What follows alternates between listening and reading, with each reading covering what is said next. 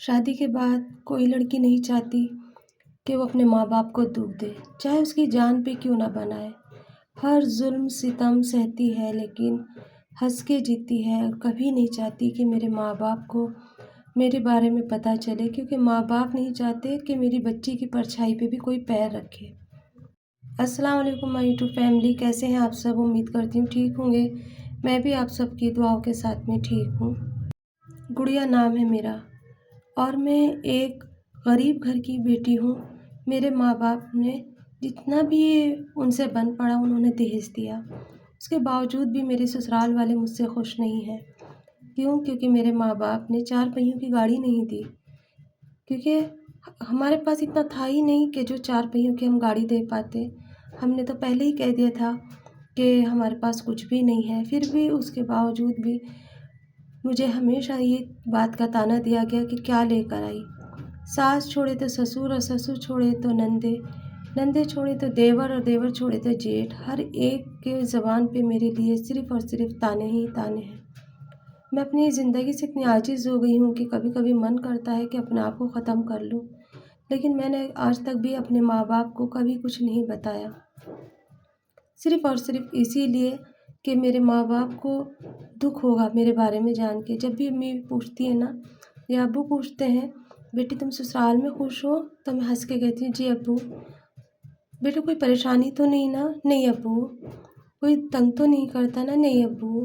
میرے منہ سے ہمیشہ یہی نکلتا ہے۔ میں کیا بتاؤں کہ ابو میں روز پٹتی ہوں، ابو مجھے روز مارا جاتا ہے، ابو مجھے روز طعنے دیتے ہیں کہ میں 4 پہیوں کی گاڑی نہیں لے کر آئی۔ ہر کوئی یہی کہتا ہے کہ یہ آئی ہے ننگے بھوکے گھر کی، دیکھو اب ہمارے گھر میں راج کر رہی ہے۔ روٹی تو میں وہاں بھی کھایا کرتی تھی، اور روٹی مجھے یہاں بھی ملتی ہے، پر وہاں مجھے لاڈ لڈایا جاتا تھا، اور یہاں میری رات اور دن پٹائی ہوتی ہے۔ میرے شوہر کو ہر ایک عیب کرنے کا شوق ہے، پر اسے کبھی کوئی کچھ نہیں کہتا۔ میرے شوہر یعنی کہ میرے ہسبینڈ جو ہیں وہ نشہ بھی کرتے ہیں، سوکھا نشہ بھی کرتے ہیں، شراب بھی پیتے ہیں، اور لڑکی باز بھی ہیں، لیکن کبھی انہیں کوئی کچھ نہیں کہتا۔ کہتا ہے تو مجھے کہتے ہیں کہ یہ ہمارے گھر کے لائق نہیں تھی، اسے اٹھا کر ہم لے کر آئے ہیں۔ کبھی کبھی من کرتا ہے نا کہ چھت پہ سے کود جاؤں، کبھی من کرتا ہے اپنے آپ کو جلا لوں، تو کبھی من کرتا ہے کہ زہر کھا لوں۔ یہ بے عزتی سہن نہیں ہوتی۔ سب کو ناشتہ دینے کے بعد جب میری باری آتی ہے تو چنگیری میں روٹی نہیں ہوتی۔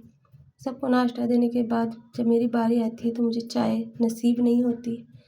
ایسا کیا ظلم کرا میں نے، ایسی کیا خطا ہوئی جو مجھے اس چیز کی سزا ملی؟ جب میرا رشتہ ہوا تھا جب تو سب کچھ صحیح تھا، میری ساس بار بار پانی پی رہی تھی میرے اوپر سے، میرے سسر تعریف کرتے کرتے نہیں تھک رہے تھے، میری نندیں مجھے لاڈ لڈا رہی تھی، اور جیسے ہی میں بیاہ کے ان کے گھر آئی ان کے سارے سب کے اصلی چہرے آ گئے سامنے۔ شروعات ہوئی شادی کے دن سے، جب میں سہاگ رات میں اپنے کمرے میں بیٹھی تھی تو میرے ہسبینڈ نے آ کر مجھے سب سے پہلے یہ کہا کہ تیرے باپ سے ہم نے کہا تھا 4 پہیوں کی گاڑی دینا، تو تیرے باپ نے دیا کیوں نہیں؟ ننگی بھوکی آ کے ہمارے گھر پہ بیٹھ گئی ہے۔ میں اس شادی سے خوش نہیں ہوں، اور میں تجھے بالکل بھی پسند نہیں کرتا، تو اس گھر کے اندر ایک کونے میں پڑی رہنا۔ یہ سن کے میرے کانوں میں سے ایسا لگا کہ شاید یہ کوئی جھوٹی بات کرے، مذاق کر رہے ہوں گے میرے ساتھ۔ میں نے کہا میرے باپ کو جتنا بھی تھا، جتنی ہماری حیثیت تھی اسی حساب سے انہوں نے دے دیا، پھر یہ ساری شکوے گلے کیوں؟ خیر رات جیسے گزری گزر گئی۔ صبح ہوتے ہی میری ساس نے سب سے پہلے مجھے یہ کہا کہ جا تو رہی ہے لیکن جب آئے گی نا تو 4 پہیوں کی گاڑی میں بیٹھ کے آنا۔ مجھے وہ 4 پہیوں کی گاڑی چاہیے جو میں نے تمنا کی تھی۔ مجھے کیا پتا کہ ننگے بھوکے گھر سے تو آ کے ہمارے گھر پہ بیٹھ جائے گی اور ایک بوجھ بن جائے گی۔ یہ بات میں نے جب سنی تو مجھے بہت رونا آیا۔ میں نے کہا میرے ابو کے پاس اتنا نہیں ہے کہ وہ 4 پہیوں کی گاڑی دے دیں۔ تو کہنے لگے تو پھر بس ٹھیک ہے، یہاں پر بھی آنے کی کوشش نہیں کرنا، وہیں پر رہو۔ یہ دیکھتے دیکھتے وقت گزرتا چلا گیا، اور میں نے سوچا آج صحیح ہو جائے گا ماحول، کل صحیح ہو جائے گا۔ اس کے بیچ میں میرے ایک بیٹا ہوا، بیٹے کے بعد میں بھی یہی حالات رہے، روز پٹنا اور مار کھانا، گالیاں سننا۔ قسمت میں تو جیسے لکھ دیا گیا تھا۔ میرے ماں باپ کے یہاں جانے کے لیے مجھے بندشیں لگا دی گئی اور منع کر دیا گیا کہ تم خود منع کرو گی، ہم نہیں کہیں گے، لیکن تمہیں خود کو نہیں جانا ہے۔ اور میرے بھائی کی شادی بھی میرے جائے بغیر ہی ہو گئی۔ میرے ابو نے بھی بہت چاہا کہ میں کچھ بتاؤں، کچھ کہوں، لیکن مجھے ڈر لگتا تھا کہ میرے ابو کو دل کی بیماری ہے، کہیں میرے ابو کو کچھ ہو گیا تو پھر ہم کیا کریں گے۔ میرے پیچھے 3 بہنیں اور ہیں، اس وجہ سے میں نے کبھی کچھ نہیں کہا اور میں اپنی زندگی کو جھیلتی رہی، جب تک مجھ سے جھیلا گیا جھیلا میں نے۔ ایک دن حد پار ہو گئی، میں نے سوچا میں اپنے آپ کو ہی ختم کر لیتی ہوں، لیکن جب مرنا چاہا تو بچے کا منہ سامنے آ گیا کہ یہ بچہ کس کے پاس رہے گا، اس کی کیا غلطی اس میں۔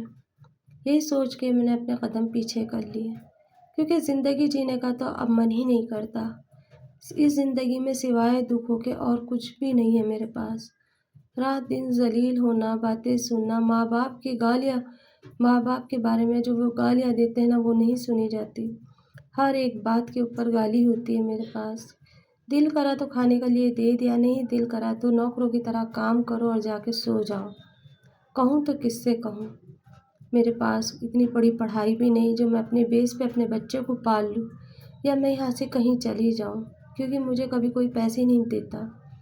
ماں باپ سے میں مانگتی نہیں ہوں، وہاں جاتی نہیں ہوں تو مانگتی بھی نہیں ہوں۔ یہ کشمکش کی زندگی جیتے جیتے نا دم سا گھٹنے لگا۔ میں نے ایک دن آخرکار فیصلہ کر ہی لیا کہ بچہ تو پل ہی جائے گا، لیکن میں نہیں پل سکتی، میں نہیں جی سکتی، اس گھٹن کے اندر میں نہیں جی سکتی۔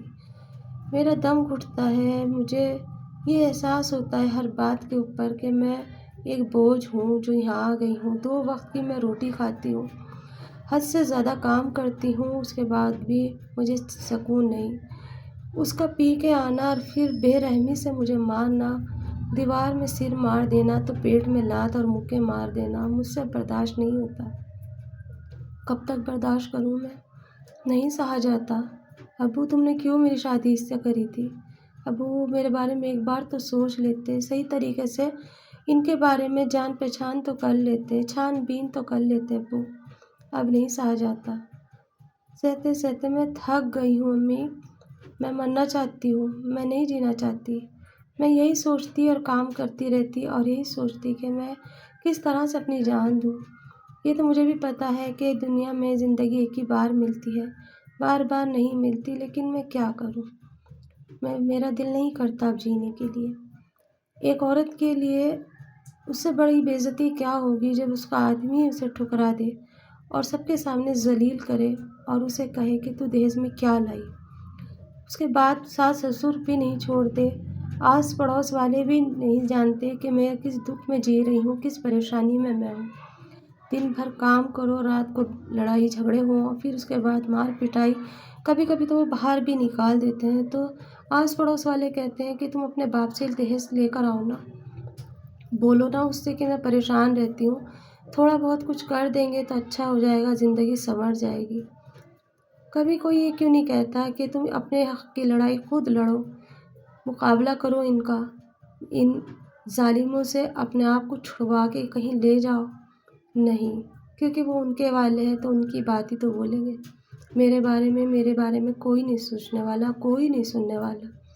اس سے بہتر یہی ہے کہ میں اپنے آپ کو ختم ہی کر دوں۔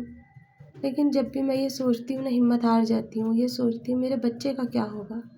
ماں ہر چیز پہ تیار رہتی ہے، لیکن اپنے بچوں کو دوسرے کی ٹھوکروں میں نہیں دیکھ سکتی۔ میرے مرنے کے بعد میرا آدمی دوسری شادی کر لے گا، میری ساس کو 4 پہیوں کی گاڑی مل جائے گی اور میرے شوہر کو ایک بیوی مل جائے گی، پر میرے بچے کو ایک سوتیلی ماں ملے گی۔ وہ سوتیلی ماں میرے بچے کا کیا شکر کرے گی یہ تو مجھے نہیں پتا۔ ہمیشہ یہ سوچتی ہوں کہ اب میں کیا کروں۔ بہت چاہا، بہت سوچا، بہت سمجھا، لیکن آخرکار ایک دن انہوں نے وہ کرا جو میں نے کبھی سوچا بھی نہیں تھا۔ میری ساس نندیں اتنی ظالم کیسے ہو سکتی ہیں؟ ایک ماں سے اپنے بچے کو کیسے جدا کر سکتی ہے؟ انہیں مجھے راستے سے ہٹانا تھا، انہوں نے میرے کھانے کے اندر پوائزن ملا دیا اور مجھے کہا کہ یہ کھانا کھا لو۔ میں بڑی سوچ رہی تھی کہ آج انہیں مجھ پر اتنا پیار کیوں آ رہا ہے، آج وہ مجھ سے اتنی محبت کیوں کر رہی ہیں۔ مجھے کیا پتا تھا یہ کھانا میرا آخری ہوگا۔ جو موت سے ڈرتی تھی آج وہی موت کی گود میں سونے جا رہی ہے۔ میں نے وہ کھانا کھا لیا اور کھانا کھانے کے بعد ہمیشہ کے لیے میری آنکھیں بند ہو گئیں۔ تڑپی تو بہت تھی، روئی بھی بہت تھی، ہاتھ بھی جوڑے تھے، پر کسی نے نہیں سنا۔ اور میں موت کی گہری نیند میں سو گئی۔ یہ کہانی مجھے کسی نے بھیجی تھی۔